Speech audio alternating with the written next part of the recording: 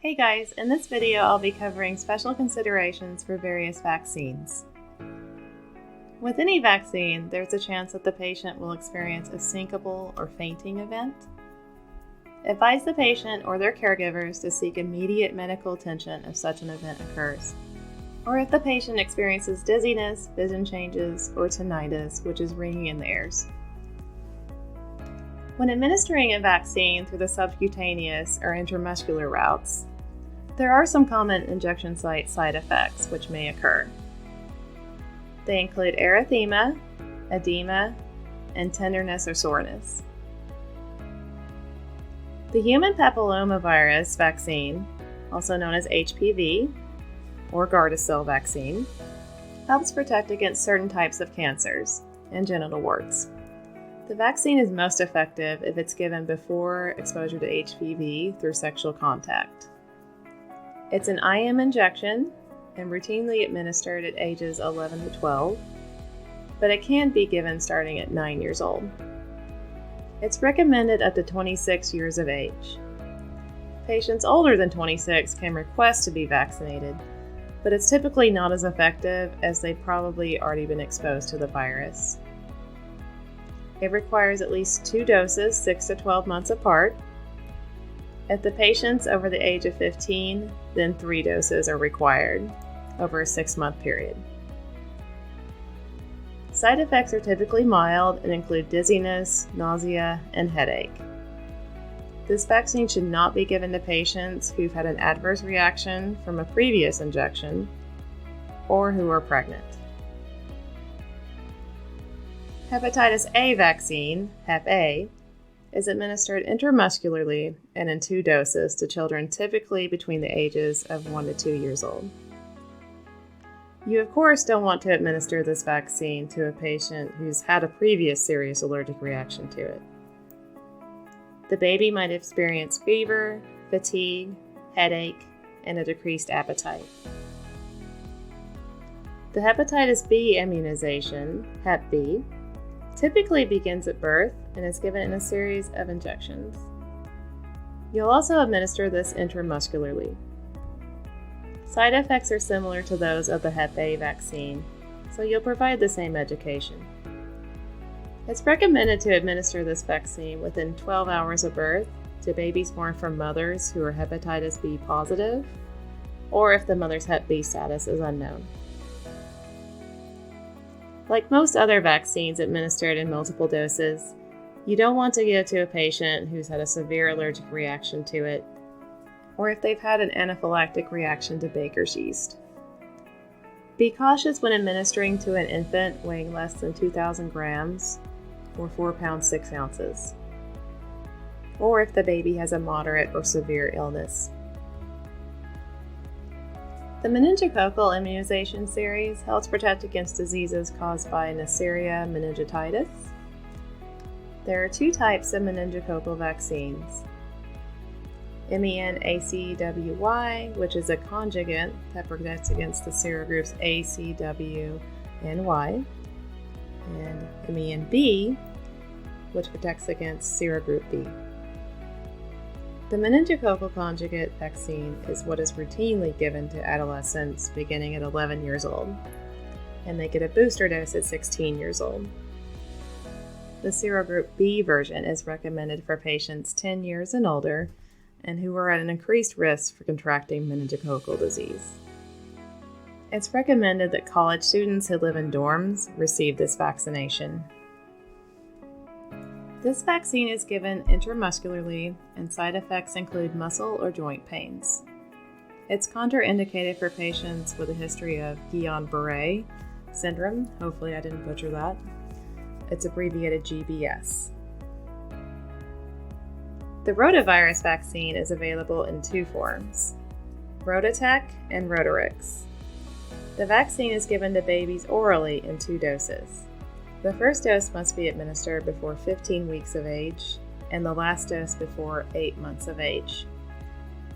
It protects them against severe gastroenteritis, which can lead to dehydration.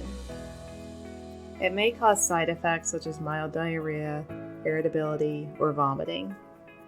Before administering, you'll want to assess the baby for a weakened immune system, SCID, which is severe combined immunodeficiency, and intussusception, which is a type of bowel blockage. The vaccine might also be temporarily withheld if the infant's currently experiencing vomiting or diarrhea. It's typically given with other vaccines that are administered intramuscularly, so you'll want to administer this to the baby first, as it will be very difficult to do if the baby's crying after receiving those other shots. The pneumococcal conjugate vaccine, PCV, helps prevent illness caused by pneumococcal bacteria such as Streptococcus pneumoniae. The PCV13 version is routinely given IM in a series of 4 doses to children beginning at age 2 months of age. PCV23 is typically administered either IM or SC to patients 65 and up. Assess for any history of previous adverse reactions to the vaccine or vaccine components, as well as any allergic reactions to vaccines containing the diphtheria toxoid. Side effects include fever, decreased appetite, irritability, fatigue, headache, and chills. You'll want to educate parents that their child might be at an increased risk for seizures caused by fever if this vaccine is administered at the same time as the inactivated influenza vaccine, and to call 911 if seizures occur. The DTaP and TDaP vaccines are similar in that the goal is to provide immunity against diphtheria, pertussis, and tetanus. But there are differences between the two vaccines. DTaP is only given to children under the age of 7. TDaP is routinely given to adolescents at 11 to 12 years of age, and as a booster every 10 years. They are both administered intramuscularly. Assess if the patient has experienced encephalopathy during the last 7 days, previous severe reaction to these vaccines, including seizures, severe pain, or edema, or if they have a history of GBS or seizures. Advise parents to seek immediate medical attention if their child experiences seizures, cries nonstop for 3 hours or more, has severe swelling of the entire extremity where the injection was given, or develops a fever over 105 degrees Fahrenheit. The Varicella vaccine is administered subcutaneously and helps prevent chickenpox. It's routinely given to children in 2 doses, with the first one being administered at 1 year of age. Fever is one of the side effects of this vaccine. Advise the patient or the caregivers to seek immediate medical attention if any signs or symptoms of pneumonia or seizures occur. It should not be given to patients taking aspirin or other salicylates, who recently had a blood transfusion, have tuberculosis, are immunocompromised or pregnant, or have had a severe allergic reaction to bovine albumin, neomycin, or gelatin. Something else important to note about the Varicella vaccine is that it can be administered with the MMR vaccine if it's administered on the same day.